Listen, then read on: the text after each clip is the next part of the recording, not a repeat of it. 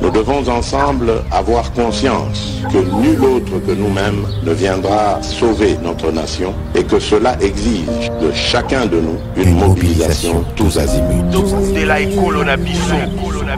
Bana Congo, ekomitango to telema, to simbana na loboko, pe to sala pona ko bundela ekolo na biso, etando mobimba ya ekolo pe ko batela ndelo nyonso ya ekolo na biso.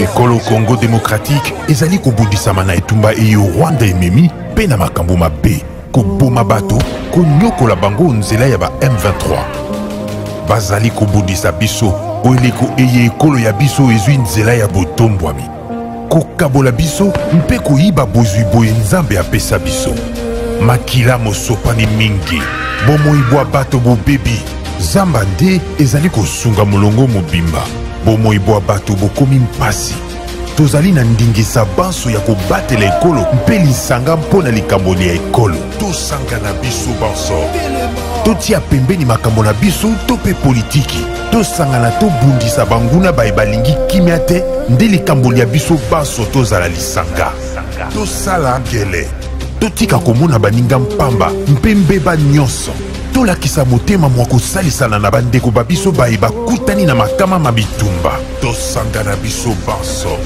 topesa maboko mpe tozala osima ya bilombe babiso ba FRDC mpe na misala minene mia ekolo mpo ya kozongisa kimia mpe bokengi lisanga tobundela ekolo na biso mpe tolonga etumba eye batela ekolo bendele ekoya te.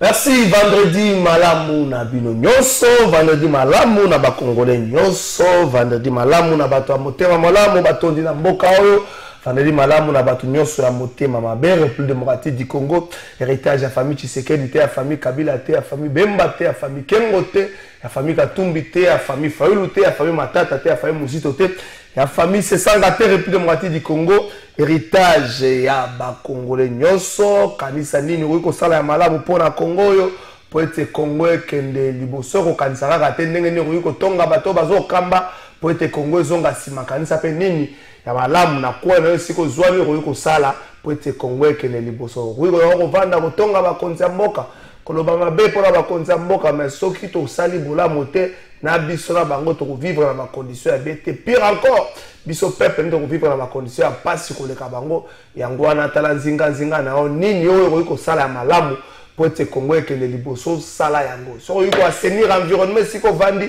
sala yango ko zela kaka te Gentini Ngobila ya ko sala yo po to zela mwa tango molai musala azokoma tamsu na kwena bino te akoma mingi soke esengeli ko buka wana Gentini Ngobila komi je ko mulumba koma mingi soke esengeli ko longola ba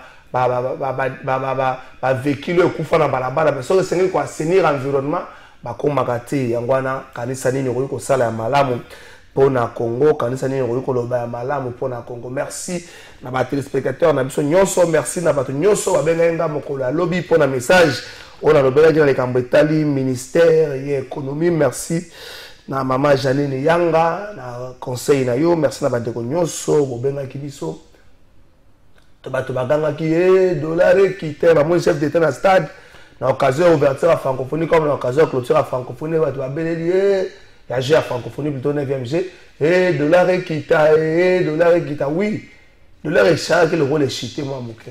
Est-ce que biloko na ba wenze na biso est chitaki? Est-ce que le panier de la ménagère je vois qui moi sourire to yeux moi sourire pour biloko ekitaki? Pourtant mon dollar est mataki biloko je vois qui est ascenseur. Mais est-ce que je vais escalier pour ekita? Inquiétude à ma casse yango wana bandeko bazana yango. Ben inspecteur ya ministère de l'économie, bosala ka musala nini? Ben inspecteur ya ministère de l'économie, ba mama belé ba esenga na tuna na bino soki bosala ka musala nini? Bosala ka musala nini po esala ka boye mati biloko pe mati tango ekiti biloko pe ekiti et qui t'a raté toujours les colos. Nous espérons bien que l'inspecteur du ministère de l'économie va resala wana to komeka moi muke kolobela ngo pena émission na biso ya mokola lelo émission zali à vendredi le tout dernier numéro ya semaine na pesa bongo makasi na Nicole Pocho oyo soki tozate à salaka émission au plateau de vérité na mayele na boanya pena tactique moko ya bien makasi Nicole Pocho na pesio bambote et puis bon début de week-end de sika ozali mwana ya mayele ya Kisangani Kisangani wana na kanisa Norit Nangapeta Juice Bongeli merci na yo ozaka toujours à l'air et à l'écoute soki tozate Juice Bongeli merci na yo Alva Image merci na yo zanga raté ko benga biso pona ko ça les cambo sengi to bongisango merci na yo ba téléspectateurs nyonso merci pasteur Godem Poi président réhabilité assemblée provinciale akendai ko visiter ba travaux aux arrosales bana grand marché boyebi que depuis un temps même avant bako isaye pasteur Godem Poazali ko veiller dans les cambo yoana ake ko visiter ba travaux ya construction ya zando ya sika zando moderne ko da ko tongela biso grand marché to benga na mikili na monoko ya lopoto akendai ko visiter bango pe baza continuer ko rassurer na biso que d'ici le 20 décembre tokozwa zando oyo bakopesa na biso bana kwata bakozongela yango nous espérons bien parce que le délai est largement dépassé merci na pasteur Godé nenga zongela za ko veina yango pasteur Godé to sengo so musala mususu tunela biso gouverneur mais ko tunete na ndenga silika tunela biso gouverneur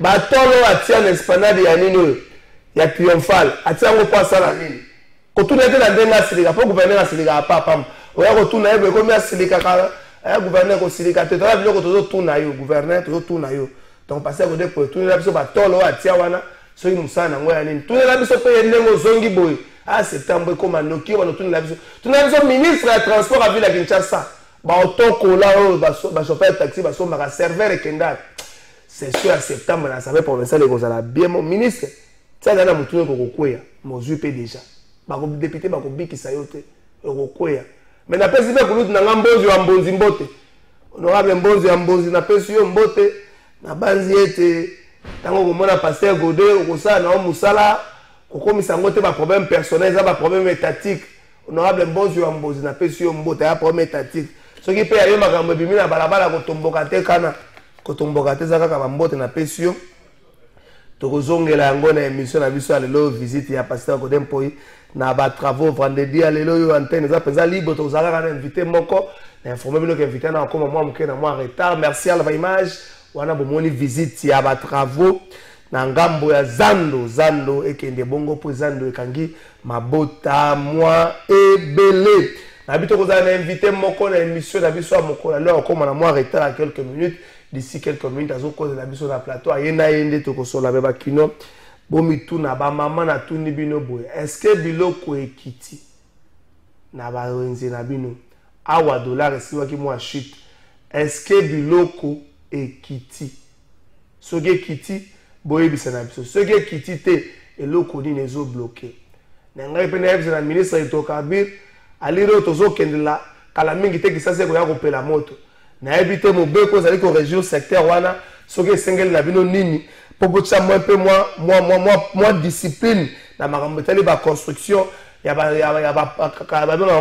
station service zinga bina ba station service oyo na ngonga moko zo respecter ta norme moko te station service va lui faut au moins 50 mètres na ba habitation mais Kinshasa ça moins de 0 mètres batongi station service moins de 0 mètres batongi station service bato bazo vivre na ngolo sika moko loli kame kokoma to koluka ndoki meto na tango ya to réparer to bongisa to yeba nini to ko sala tango wana to kena na régie Alva Image a proposé biso élément oya EPST bongo to kozonga l'état peut permettre na inviter na biso à Kotaka c'est parti na ngamba régie.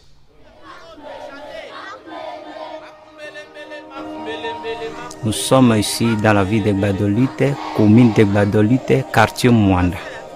Et l'école se trouve dans le quartier Mwanda. Épée Mwanda. Nazali enseignant, il y a classe, il y a 6e année. Il y a Épée Mwanda.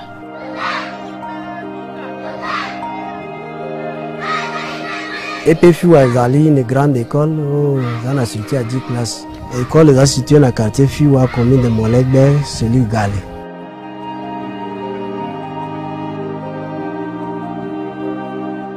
Omoni lelo école ekomi quand même kitoko partout.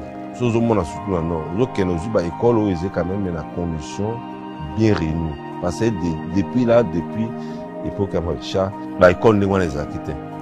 Et puis l'école comme proche na bana. Mais les fonds sociaux là, il y a tongi qui là c'est na peine, ba dispensaire, on a peso permettre biso, bana na biso, batanga. Avant fonds social là, tonga zaka ba bâtiment à chaume, mais souvent fois écrouler là bas mon pépé zoya na ngambo boui, zomba kayango. Kota la condition yo tozana ngokuna, nde isali ke ba tongi la biso oyo.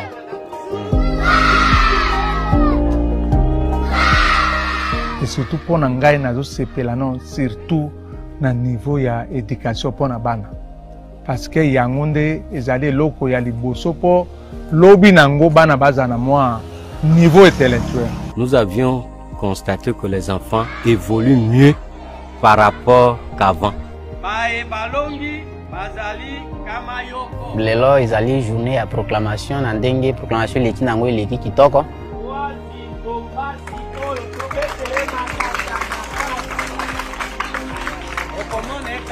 Comment on s'appelle Makasi?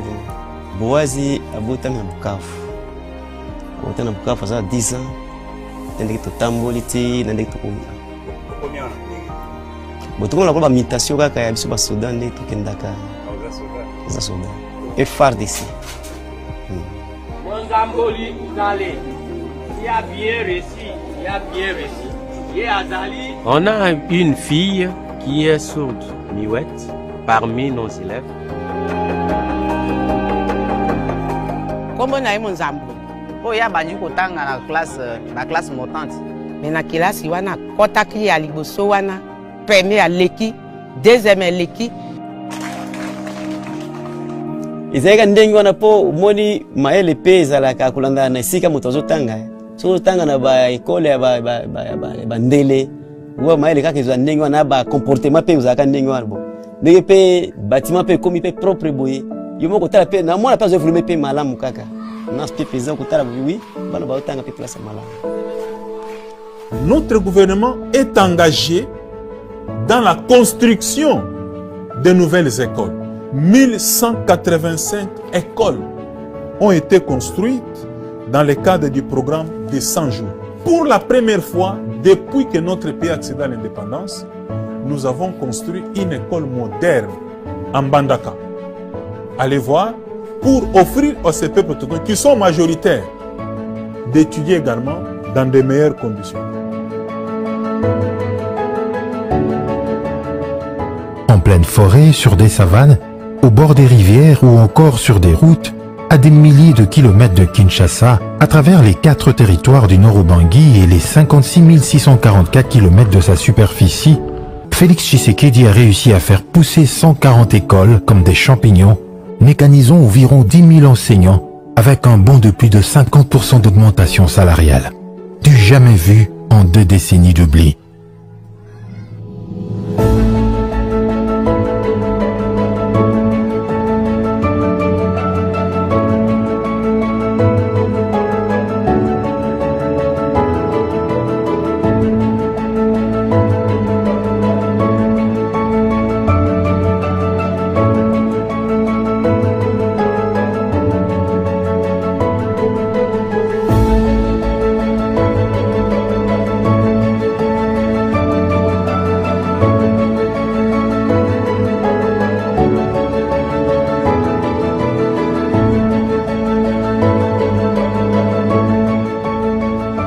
Avec l'avènement du président Félix Tshisekedi, que finalement, le secteur de l'éducation puisse bouger.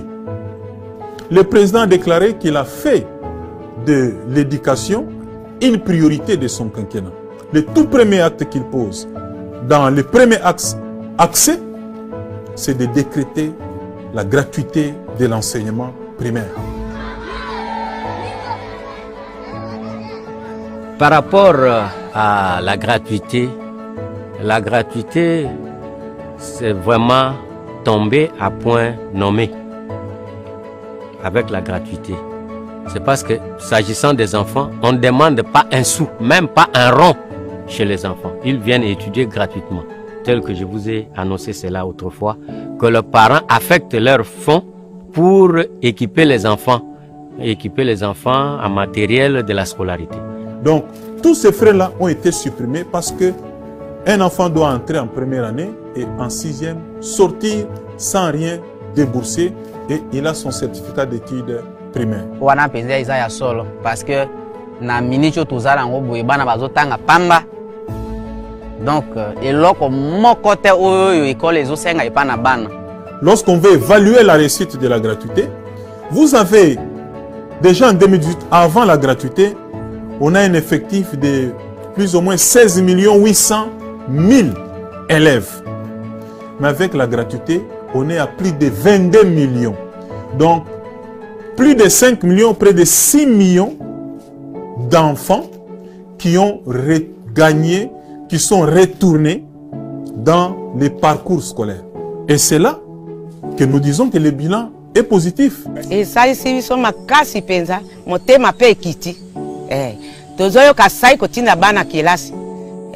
Bazo tangisa bango pamba. Tozo futate, lokuta mabe. Juste tango yo papa mukonzi alongoli biso na Minerval, azongisi biso na gratuité, na kanisi akanisaki biso na prime. On est passé de 135 000 francs à la moyenne de 400 000 francs congolais. Je prends comme ça.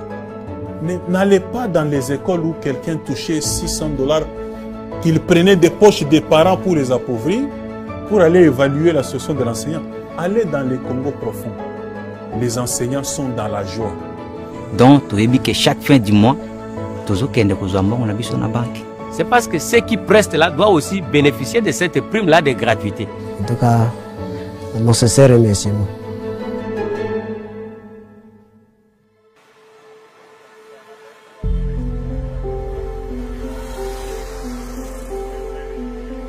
Et ce n'est pas tout. Il n'y a pas que la ville de Gbadolite et ses somptueux bâtisses du temps de Maréchal Mobutu qui sont victimes du passé destructeur. Merci, on a beaucoup de éléments, il y a EPST, explication fournie par le ministre Tony Mwaba Kazadi, début à publication, résultat examen d'état édition 2023 et Kobanda. Les vendredis 18 août, donc, bana kilasi le vendredi 18 août awa début à publication et Kobanda, bana lemba, bobengami mokolo lobby le 12 août. La marche de santé moko organisée par les amis de Graziani Chibango, Alva Image a coupé sa photo, les amis de Graziani Chibango, parce qu'ils ont organisé marche de santé moko na commune à Lemba pour le départ et que ça a avenue Karonge, va passer référence galerie Igo Tanzam du point de chute, je crois que ça a avenue Karonge wana. Banalemba, Bobengami, Bozale Belé, la marche de santé wana. Merci à Alva Image, merci Nayo. Tozonga Awa Lobipe, Kouloutanga Félix Oazé quoi, Kouloutanga Félix Oazé quoi. La chorégraphie Oyo, Michael Jackson a présenté la concert à Souka Oyo, Ezra qui prévu, Yamboete Akoufa, Félix Oazé quoi, Lobi na stade de martyr, tout ça la Koboni. Félix Oazé quoi, est un artiste congolais. Les Congolais, Bokende na stade de martyr, pour soutenir Félix Oazé quoi. Lobby à cause de la kuna. Mettons de côté nos divergences, mettons de côté nos querelles, que la culture congolaise n'est gagnée, que la culture congolaise n'est osika, comme la motote n'est longue, comme la musique congolaise, la rumba, n'est longue. On a invité Bino, Lobby na stade des martyrs, na concert à Félix Oazé à partir de 15h, on a appelé na Rosala, na Rosala, Claude Félix Oazé on a appelé sur Makasi, na Rosala Lobby, na comme avant 12h40, na comme dans la stade des martyrs. Donc on est sur la régie, tout l'élément où il y a des lycées sanga na tourné na la refondation de l'État, refondation de l'État, na compte il y a Kasai central de lycée sanga tourné na tout à l'ango bongo tokozonga.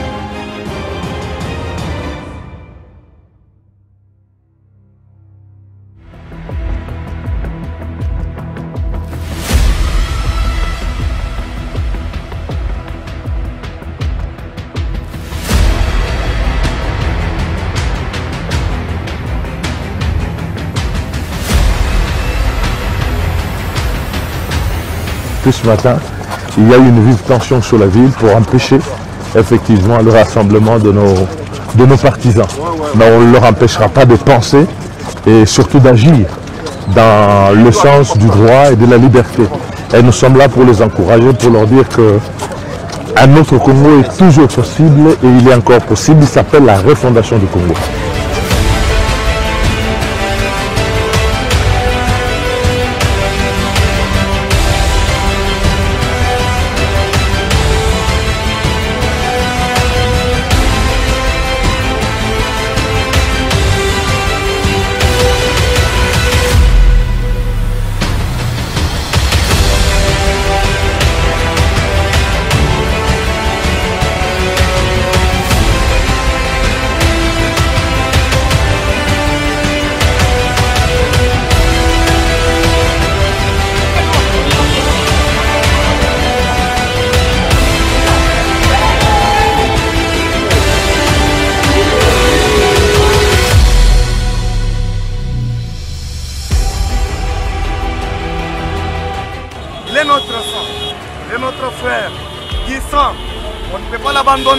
On va les soutenir jusqu'au bout.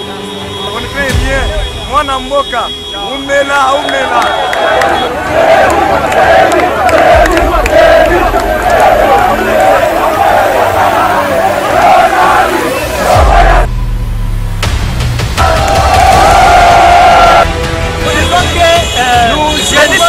C'est notre sang.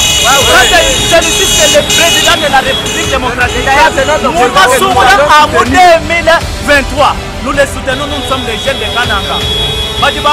C'est ça que nous Kananga, c'est un mensonge.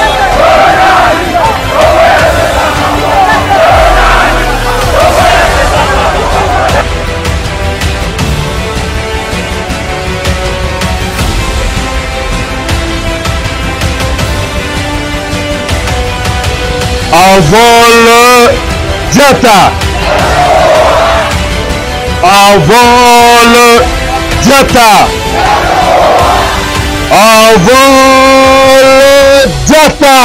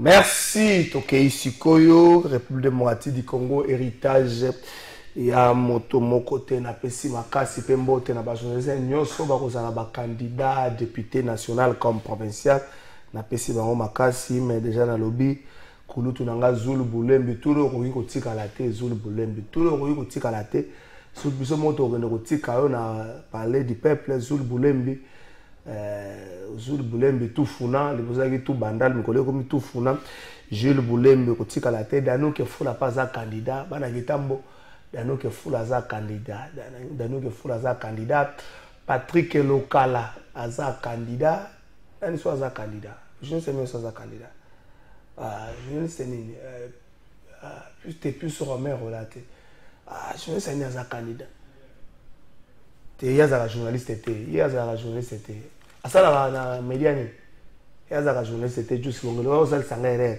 jeunesse naye bazala candidat mo Nico Faye aza candidat na ebino circonscription Nico Faye te mais Nico Faye azali candidat na pesi bango makasi nous espérons bien et puis Gérard Elenga pas aza candidat na pe topesi bango makasi nous espérons bien que bako zala ba élu pe bako kende kolobela biso kaba je c'était ba kolobela ba Congolais nyonso pour mosala ya député national sur la circonscription a été abundaka pour la circonscription était azalaka na mandat moko national makambo ya ba station service ça va inviter à Kota ba station service bandeko ba station service na Kinshasa pe na Congo zo sala pasi mingi penza ba station service zo sala pasi mingi penza po on dirait tozo tosa na biso ba norme te malheureusement bato tosa ba norme te zali peuple te ezali bato baza na mwa mosolo bato bazali mususu élevé en rang et à dignité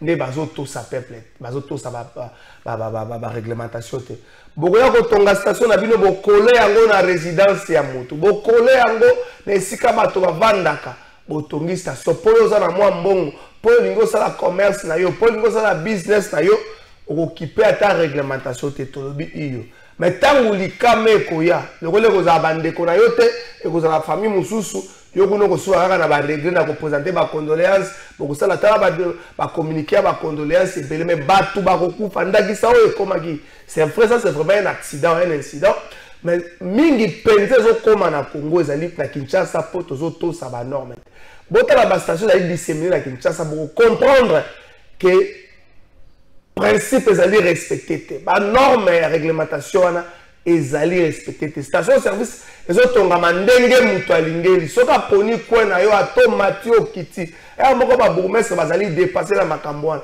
eya moko hôtel de ville azolobaka yanga ni victime mais siko moto azopesa bana est-ce qu'il faut tofunda ministre hydrocarbure tofunda nani tozomituna est-ce qu'il faut tofunda ministre hydrocarbure po makambo oyo ça fait un sacré bout de temps makambo ezokoma mais bato bazoloba yango te likambo mpe ya transport ya baproduit pétrolier eza likambo moko oyo lete bongi atia mayele makasi na kati ya likambo wana soki ezokontinue kotambolaka na bavoi oyo kaka population asalelaka makambo ekokontinue boyebi masolo ya mbuba 1 mbuba 2 ndenge bato bazika mais on dirait tozoprendre la précaution te mpona koevite bamakambo oyo ekomela biso ezokontinue mais bandeko mpe banzela na biso elobaka te banzela na biso eza vraiment baba banzela na biso kotali yango explication ezalaka te so moto auti mboka mopaya ye na nzela ya Congo po atambola na motoka banzela ezali pasi banzela na biso elobaka te tokosenga ete boveye banzela eloba ministre ya transport 5 ans Félix Tshisekedi elingi esila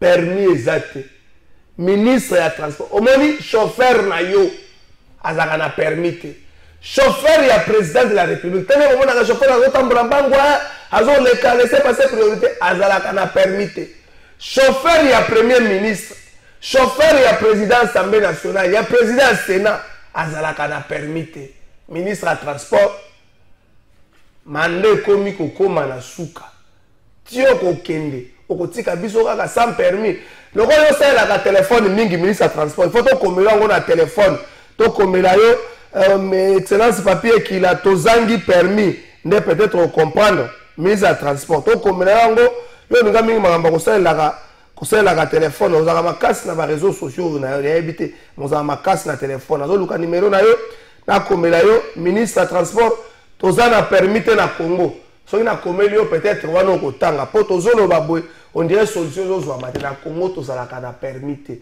ndenge tozovanda biso na Congo a permis eza te bato kozomona bazotambolaka na balabala permis eza te ebongo bana oyo to mpe bandeko oyo bauti na école bayekoli kokumba sika bazotambola kaka ndenge wana on dirait likambo ngo esalaka pasi te mais ezali mabe makasi komonaka na mboka moko boye toalaka na permis te totambolaka na biso kaka ndenge wana eza likambo moko ya pasi mingi mpenza alpha image eske nakoki kofunda ave invité akota kofunda ekomi mpe ok merci toke na régie nafunda nanu bato bongo tokozonga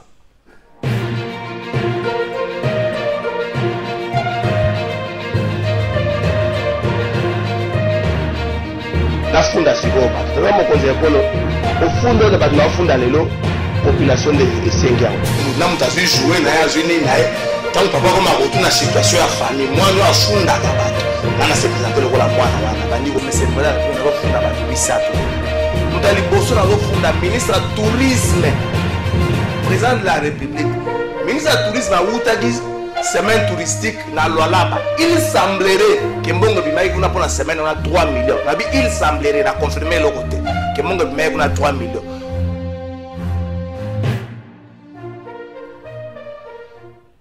Tata mokonzi ekolo mono afunda kabato aye.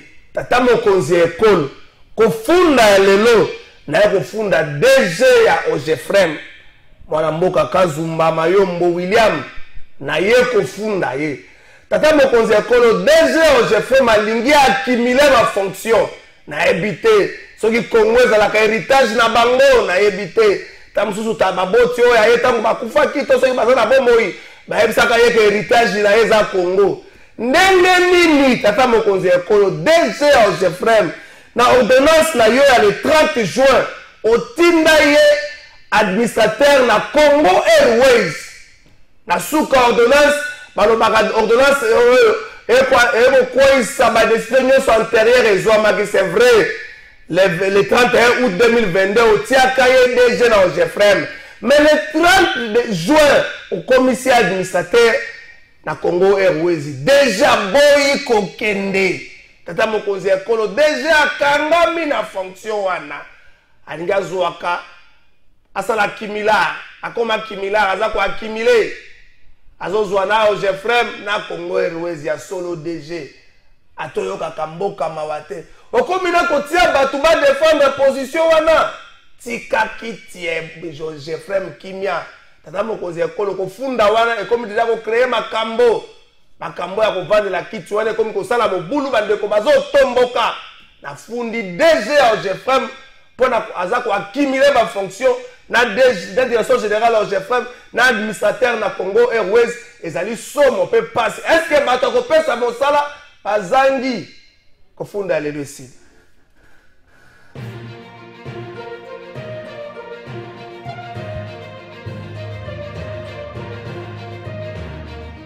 na funda sikoyo bato tala mokonzi ekolo ofunda oyo bato bafunda lelo population esengi yango na moto azwi joue na ye azwi nini na ye ntango papa koma kotuna situation ya famille mwana afundaka bato ngana se présente lokola mwana wana bandiko mesembola bafunda bato misato moto ya liboso nazofunda ministre ya tourisme président de la république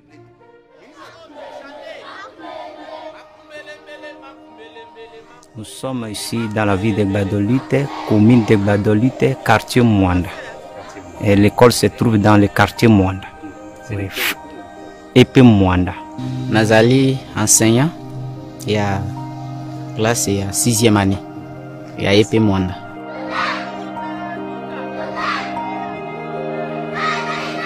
Épée Fiwa ezali une grande école, on a situé à 10 classes. L'école est située dans le quartier Fiwa, commune de Molegbe, celui Galé.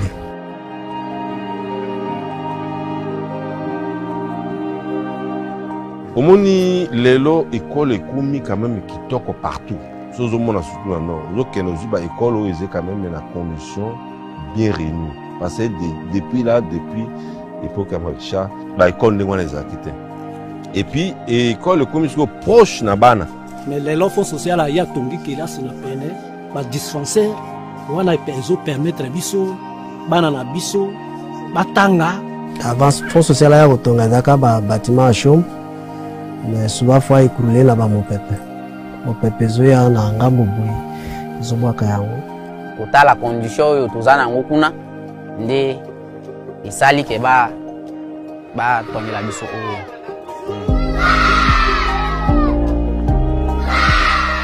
Et surtout pour ngai nazo sepela non surtout na niveau ya éducation pour na bana parce que yangonde ezali loko ya liboso po lobi nango bana bazana moi niveau intellectuel. Nous avions constaté que les enfants évoluent mieux par rapport qu'avant. Lelo ezali journée ya proclamation na ndenge proclamation leki nango eleki kitoko.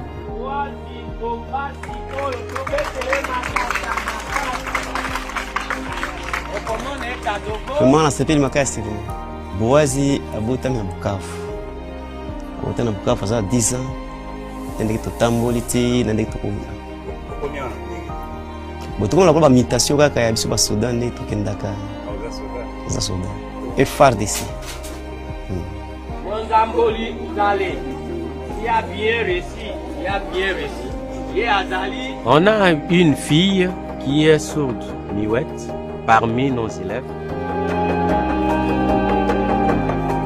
Kombo na imo nzambo. Oya banyi kotanga na classe montante.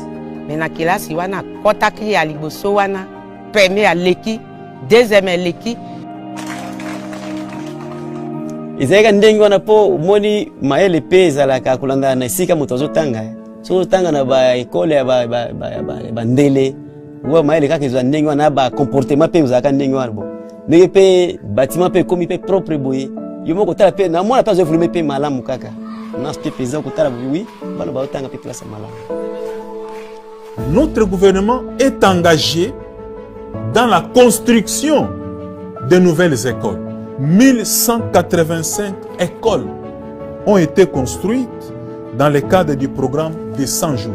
Pour la première fois, depuis que notre pays accède à l'indépendance, nous avons construit une école moderne en Bandaka.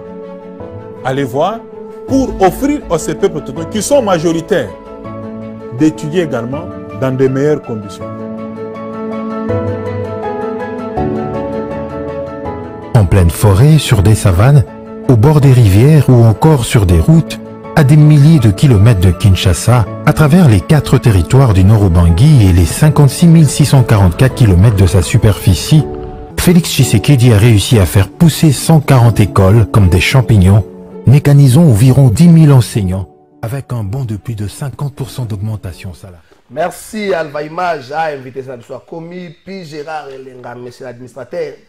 Ah, puis Gérard Elenga na pesi mbote. Ah, Kalafai. Oui. Na pesi mbote, na pesi mbote na bandeko nyonso ba Holanda biso. Nazalaka pareil mission oyo. Suko benga ngate po ali bato ba ibakate. Ya bisa bango. Yebisa bango. Suko tozo préparer mission à Liboso ensemble un dimanche. Voilà. Tozo luka ba stratégie ni ya kombana. To raisonner. Ah, on décide pour ça l'inviter. Non, to banda. D'accord, ça peut inviter comme moko. Ah, to banda pe to 3 ans le 31 août wa. 3 ans le 31 août. Biso na ba inviter pene avant-garde. Avant-garde, oui. Yo za peza bato ba inviter ba ye bango. Yo peza sentir à souka, sentir à souka. Au fond déjà. Na funda ki déjà, na funda ki déjà. Encore yo. Au fond de rozanga te mo za la poto. Yo za l'administrateur. Oui, na za l'administrateur. À part ça na no ba nommer une entreprise publique. So ba nommer juste na privé, na entreprise privée.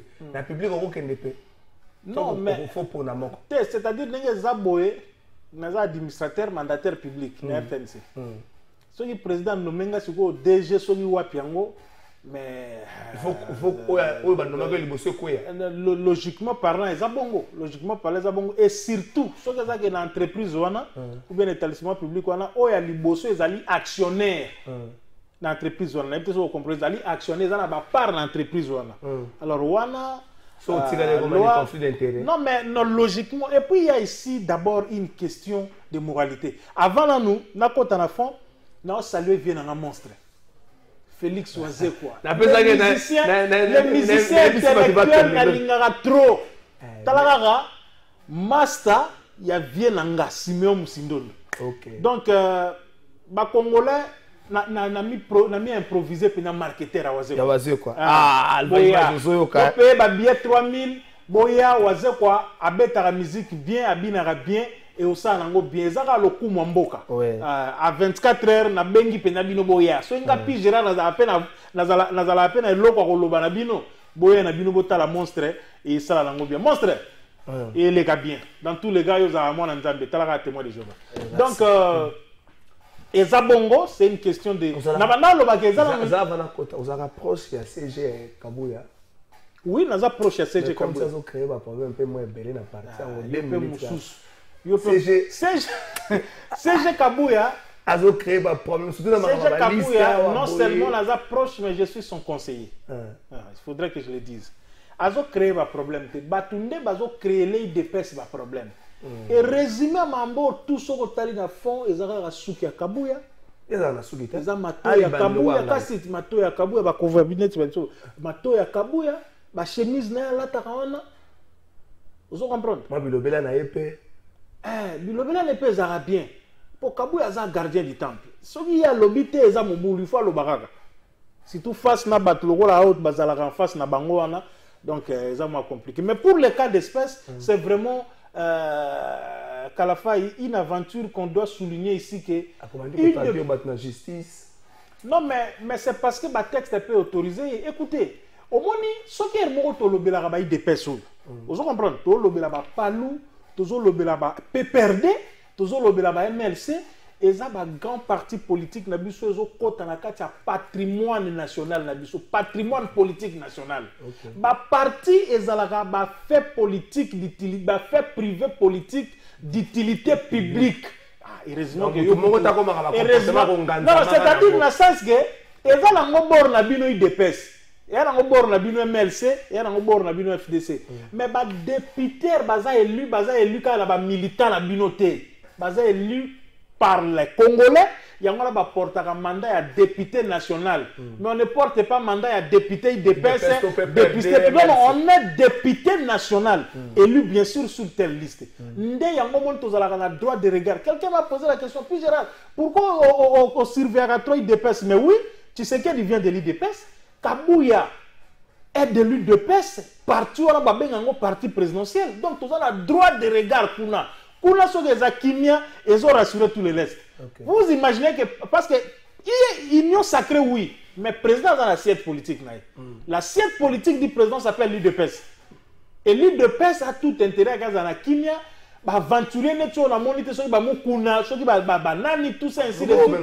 Mais ils sont des aventuriers, aventure. Est-ce que toi qui n'es pas, même politiquement parlant, est-ce que les moments s'y prêtent pour passer encore dans ce genre d'aventure? Ça là qui liboso. Pour les bandits sikote, biloko et bandits sikote. Et on les fait pour quel objectif? Il n'a pas porté plainte. Pourquoi les lots il faut bon pas porter plainte? Non, Eza d'abord, non, on a précisé, Eza Augustin Kabouyate. Eza Augustin Kabouyate. Vous avez vu, parti avec toutes les structures réunies. Parti et puis la structure nyonso réunie. C'est vrai, le communiqué est signé par le CG parce que c'est lui qui engage au quotidien les partis, mais c'est une décision du parti endossée par le secrétaire général. Les plaintes, c'est pour le lundi. En tout cas, ils vont déposer ma poursuite judiciaire contre Batona parce que apparemment, trop c'est trop. Attends, ANC en Afrique du Sud des Araboïtes, parti quand même, ils ont une structure, ils sont en définition à parti politique. Pour moi, qui met à la matérialité? Il dépèse pour l'unité. Mais nous allons comprendre. J'ai suivi les fameux Mukuna. Bon, c'est vrai, moi je suis proche du CG, mais des fois on se voit aussi dans Babino sur tout ça, comme journaliste. Kabouya en soi a un problématique. Toi, tu le Kabouya a un problème. D'abord, le fait que parce qu'il prie, il n'est pas un problématique. Tout le monde prie. Non, mais prier, ça, mais il faut le prouver par les actes. Par l'amour du prochain. Kabouya n'est pas problématique. Il n'est pas problématique. Mais Moutouloua Jekobea. Moutoulangaï, la personne botte en passe à futur député à Nini Yamouamba. On l'a vu comment il a descendu Kabouya. Baza est belé. Mais aujourd'hui, il y a une réconciliation. Batounio sont là, Kabouya zo sola bango, azana bango. Mais c'est peut-être na bon moto, Batounio va approcher bango. Kabouya zara n'est problématique. Il ne joue que tout pour la gloire et l'intérêt du chef de l'État. C'est tout ce qu'il fait. Mais on l'en veut pour rien. Bino bolo babenga. Bongo bango balongoli CG, balongoli CP nani maître Jacques Men, balongoli bamususwana. Balongoli bango bino bomoni ngote. Et puis, mais justement, il y a un ceux qui poursuivent ça justement parce qu'ils ont agi en violation à texte na bango à statut na bango. Et là, les familles Moukoune consorts, ils ont quelle qualité pour faire ce qu'ils ont fait? C'est extrêmement grave. Ça arroger le droit d'organiser un congrès de l'IDPS, élire un successeur de Tshisekedi, nommer un secrétaire général, exclure les autres du parti papa. C'est grave ça. Ce qui vous est utilisé par les autres. Mais oui, on sait. Pourquoi il faut que vous est utilisé par les autres. Bon, ça la Babylone va boire. Non, mais attention. L'IDPS, c'est un parti Moro et Salema. Bon, moi j'observe les partis politiques. Je suis ami de beaucoup de partis politiques. Ce qu'on t'a dit, on dirait, moi, Makila, martyr, il dépêche, on a Makila, on a moins compliqué. Keba, so Kebite, sous que ça bien été. Viens Bruno Adaya politiquement. Viens Bruno Adaya, viens Moubaka Adaya politiquement. Viens tout, Chibala. Viens tout, Adaya politiquement. Viens Adaya politiquement. Bango tout à Tokyo, Bakisi, il dépêche Chibala, il dépêche bar le peuple, il dépêche bar Shadrach Chita, il dépêche bar Materazi. Mais Bakisa na yo. Mais il dépêche il y a Tien Tshisekedi. Il faut ça là, moi attention. Après dans tous les cas, nous allons un peu cru. Kabouya est là par la volonté de Tshisekedi. Pourquoi les gens là, aux autres la place du bateau, on va utiliser.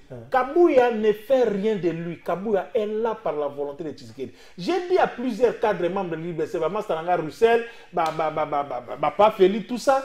Quand nous voyageons, est-ce que vous lisez vos statuts ici? Moi, comme journaliste politique, je n'ai pas de statut IDPS. Mais chaque fois, j'ai dit au CG, après Biloko attend le deuxième mandat à Fachi, bon, Lukabo changer le statut Oyo. Vous avez fait des statuts qui ne s'adaptent pas aux réalités du moment. L'IDPS, le statut, c'est comme si un jour, on va comment pouvoir. Fachi, comment on pouvoir, ça aura une surprise pour la bango. Na EPSA coûte déjà idée dans l'objet. Ce qui bolingi, calquer le modèle ANC, c'est Jazaki en Afrique du Sud.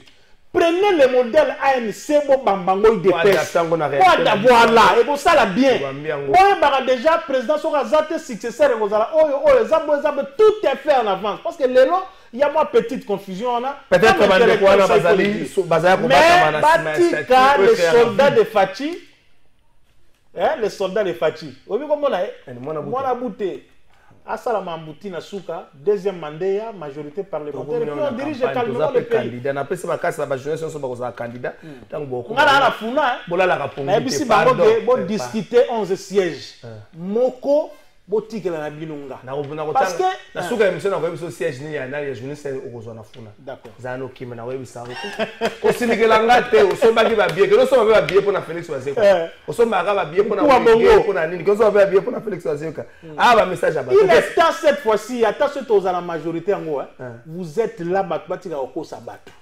Un député opposition à majorité na musala kuna na parlement azate différence yate et monument za moko papa batika ko ko sabatage za moko qui vous dit que sont dans la majorité ministre za muyibi azo ça n'importe quoi ko interpeller qui vous dit ça? Qui vous dit ça? Qui vous dit ça? Vous serez là, le président n'est même pas là aussi pour la majorité. D'abord, mandat a mis balé. Nzamba Sala, Félix, ça vous allez lire. Je suis au conditionnaire parce qu'après tout, ils ont volonté.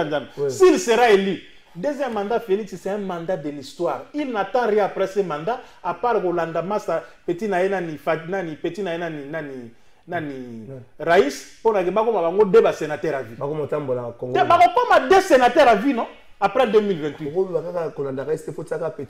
Oui mais un petit en termes d'âge. Non, dans la même faute. Ancien président. Exact faute. Bisone Tolingar non comme on a faux. Est-ce que est-ce que ça problème oui bien retard bo tu as pas mais la partie la kuna. Mais wana yengani na bentika ye bango bango ba benga. Yango la lobby. C'est-à-dire que les Zaboye, Barolanda la kuna, la sénateur à vie. Deuxième mandat Fatina lobby, Sokin Zamba ça c'est un mandat de l'histoire. Donc la majorité, donc jeter na zo bisayo. Nous on ne va pas aller là-bas pour faire des jets. Au ministre il y a eu des pèses, au ministre à majorité au boye. Moussala te biso za défendre base. La base là. Oui, je ne sais moi kota kana ba film. Non, nazo lo bamba zakarité, ba film beaucoup ya vieux zaklete. Ngala lo ba Moussala o ke to sala. Mais ngala la tuna ka boy. Ata ba pesa ba tu ba mbongo ngo, matériel. Ata ba pesa ba mbongo. Est-ce que mbongo e pekisi yo sala Moussala na yo ya député? C'est la question que moi je me pose. Hein? Biso yo ba noma biso ba mandataire ba lo baté, ba tiki bino. N'explique ba tu, biso ba mandataire non actif, toi, on a un problème. Ma coalition, on a un mboka, mais combien de mandataires nous avons? Combien qui parlent? Bon, c'est la Vous pensez que nous, on est là pour applaudir les matchs. D'abord, Félix, a yébi ça, ça n'a pas de Tokei, mais non, j'ai fait pourquoi Zé le côté dans l'os. L'os le côté dans Zé le côté dans l'os. Mais Epsingai, nous avons une référence, mon cabalobi, DG Kazumba. DG, nous avons un communauté de la famille. Nous avons un communauté de l'État. J'ai fait un héritage de la famille. Moi, vous avez dit, comme vous avez commandé, vous avez plainte. Vous avez commandé ma famille. Vous avez moi, sinon, moi, j'ai frère. Azalaka nommé DG le 30 D'abord, le 31 août. DG. La DG, j'ai frère. Alors, le 31 août 2022, Azaki nommé DG. Le 30 juin 2023, Azaki nommé membre du conseil d'administration et Congo administrateur na Congo Airways. Mais comme il problème, le DG a le Congo est héritage de la famille na bango. Papa tikela kaye azwanyos. Est-ce possible Yozali n'a préféré pour n'a Yozali est-ce possible que quelqu'un a assigné les deux fonctions? Tu as dit que l'ordonnance la décision antérieurement Ezali et quoi il savait formule juridique traditionnelle. Toutes les décisions contraires à la présente ordonnance et ça on a tinaté et puis ordonnance est coti en vigueur la date le 30 juin Tolingi na circonscrire le cadre. Vous savez, nous sommes là, nommés par le président Tomie, mais journaliste à vie. Et le Waliboso, Yami Balé, en tant que surveillant de la République pour la borne marche du pays, Bisonde est un vrai surveillant à Fati. N'a bien. Parce que vision bien à Fati, on a bien surveillé, na bateau baza yété et vous allez compliqué. Quand je dis bateau baza yété, c'est-à-dire bateau baza accompagné vision politique na Iwana. On nous dit de manière générale par rapport à la moralité au vieux Godet, il faut moraliser la classe politique. Trop parce que ça ne va pas chez nous. Tous un pays où à peu près 100 millions d'habitants. Kalafai, mère na palette. Mère na palais. Mère na palais, petit. La famille et tout ça, biso tout nez à la boba viennent ayo, tout ça ainsi de suite, tous autres là yo. Mais ce qu'on n'a pas fonction à l'état yo mo otu koloba ke ezalaka bongote. Tala na nous degré loko wana zongala sur le plan yanini politique au mona ngone ezali. Vous avez vu des gens ici, candidats sénateurs, candidats députés national, candidats députés provincial. Loko la paix, na loko ngona bango e uto le KFCC ba nomaka batu. Allez, nommé on a la place union soit la misatu obimi sénateur, obimi député national, obimi député provincial. Kuna otiki mwana na yo, a otiki moi sino liboso parce qu'ils ont plusieurs femmes, a otiki moi sino ami balé. Yo moko komi ministre, na cabinet za ba beau-frère, ba petit bitinda. Donc attends yo moko. Obi ke ngala tala gar mo blabi, ces gens ils ne verront pas Dieu. Toi on a besoin de la politique mais les gens ne peuvent pas oublier que nzambe moko azali kolo.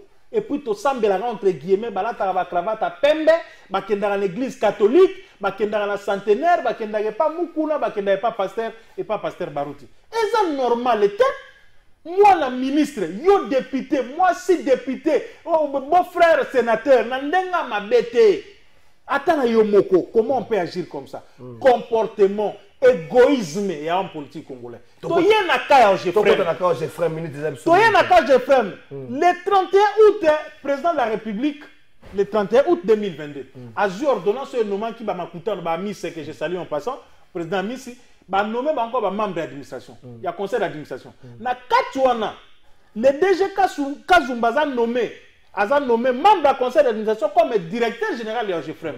Parce que la configuration pédagogiquement, il faut que j'explique rapidement, on ne parle plus du comité de gestion. On parle de la direction générale parce qu'il y a un directeur général et un directeur général adjoint, mais le DG est le membre du conseil d'administration comme administrateur. Et par la biso, tu as 6. À part DGA, tu as 5 administrateurs. Dans 5 administrateurs, DG, Madame Sylvie Lengue a DG. Mais elle a administrateur à siège à la biso. Donc, Monique Kazumazagi nommé administrateur, mais DG à Jeffrem. Tolongu Anatoye, l'ordonnance, il y a 30 juin, 2023. Presque une année. Presque une année après. Écoutez, le président a une cellule juridique, ils ont composé la juriste on a yebi. oyo baza de moindre quand même te baza na kati wana. C'est en connaissance de cause que Kazumba a été nommé cette fois-là à titre personnel comme administrateur na conseil d'administration il y a Congo Airways. En passant, le GFREM est actionnaire na Congo Airways.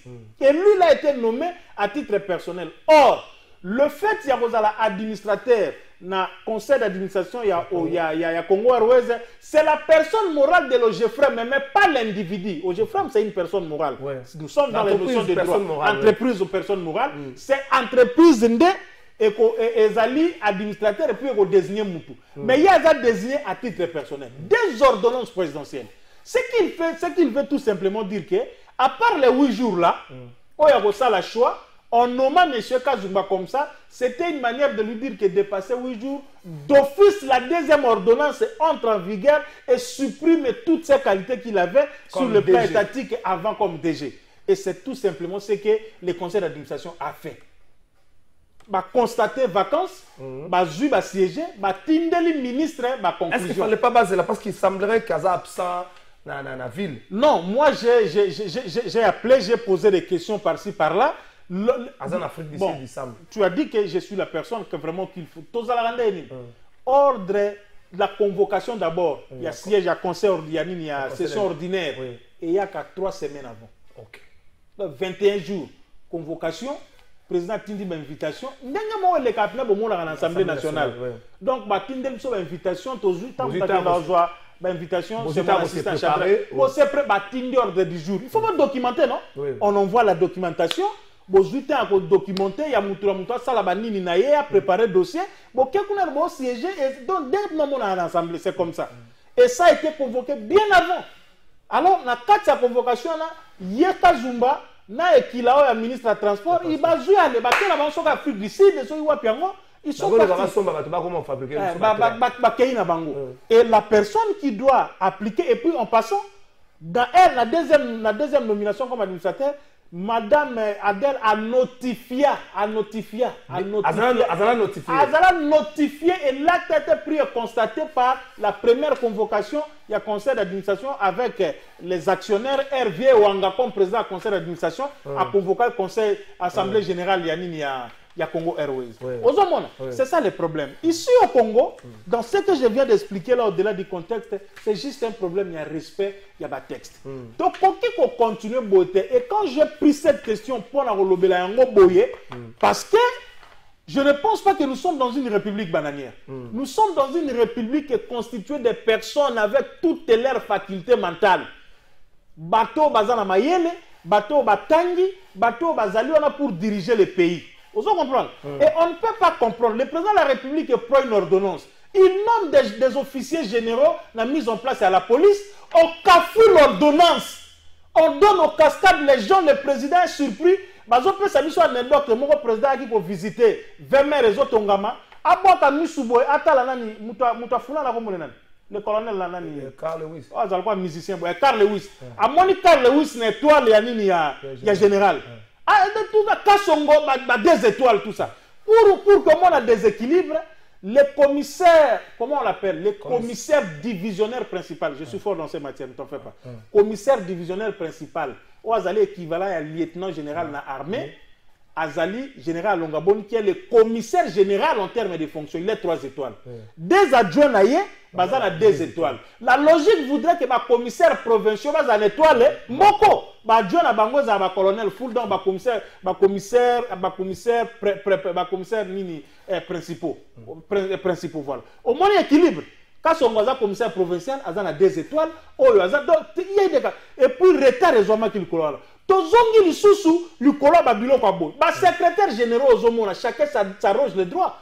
Les messieurs ici, comme on a dit Ramazan, il y a un secrétaire général Nanini, les locaux Nini, Nanamine. Ba notifié, ba ministre, ba pension ordre affecté, ba tout. Yé secrétaire général à Zobo. C'est le cas avec le ministre qui ici, qui bloque. C'est ça la part des choses entre. C'est une responsabilité, une toute personnelle, il y a Moutoura Moutou. Et ça a été pour vos couleurs politiques. Je salue en passant mon vieux. Moi, je vais Gilbert Village. Voilà mon tonanzambe. Article 15. Il y a la loi portant organisation et fonctionnement de la gestion du portefeuille de l'État. L'article 15, nul ne peut détenir à la fois plus d'un mandat d'administrateur dans les entreprises du portefeuille de l'État. Ah, au moins, est-ce que nous avons le texte? Et ça, le texte. Donc, tout mec, il y a respect à un texte et il y a opposé problème. Tout ce qui est émission. Une minute, tout ce qui est émission. Si quoi, DG Kazumba, tout ça y est dans le contexte. Les 8 jours sont largement dépassés. Non. Tout ça y est dans le contexte, il y a administrateur, il y a Congo Airways. Tout ça dans le contexte, il y a DG, il y a conseil d'administration. Il y a risque à perdre. Pourquoi? Parce qu'il a expliqué le mot Awa. Administrateur, Ezali, au GFREM, à titre, il n'y a personne morale comme entreprise. Mais il y a Azali nommé à titre personnel, il n'y a pas de problème. Pour l'instant, Azali, administrateur, dans le conseil d'administration, il y a Congo Airways. En tout cas, poste il y a DG commis vacant, décision jamais. Il est question, il y a hier, maintenant, ministre qui l'a, a acté, on peut pas désigner, parce que c'est toujours lui le ministre qui va désigner un intérimaire. Soit déjà signé intérim, mais jusqu'à ce que, comme Ezali paie un problème de quota, jusqu'à ce qu'on voit si on va remplacer quelqu'un d'autre. Tout ça, maintenant, il y a la part des choses, il n'a rien à voir dans Mamboyo.